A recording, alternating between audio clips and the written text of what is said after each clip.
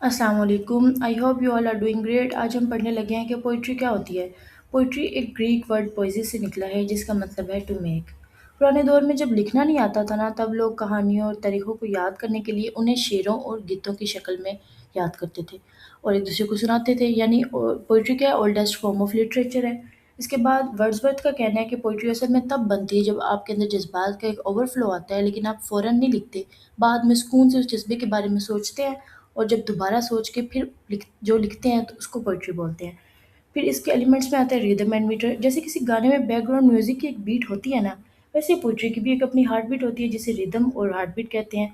फिर imagery and metaphors. Poet रंगों की बजाय अल्फाज से तस्वीर बनाता है। जैसे कोई शायर कहे कि उसकी आंखें झील जैसी हैं, तो क्या होगा, हमारे दिमाग में फ़ौरन एक गहरी सुकून वाली तस्वीर बन जाती है।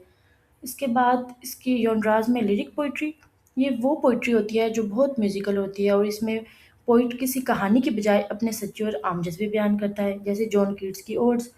फिर नैरेटिव पोइट्री। इसमें क्या होता है कि पूरी एक कहानी सुनाई जाती है जिसमें कैरेक्टर्स भी होते हैं और उनका आपस का टकराव भी होता है, जैसे एपिक्स और पुराने दौर के एपिक्स। फिर ड्रामेटिक पोइट्री। ये क्या है, वो पोइट्री है जो किसी ड्रामा या प्ले में करैक्टर्स के डायलॉग्स के ज़रिए बोली जाती है, जैसे कि शेक्सपियर के प्लेज़ में होती थी। यानी ये सबसे ज़्यादा शेक्सपियर के प्लेज़ में ही होती थी।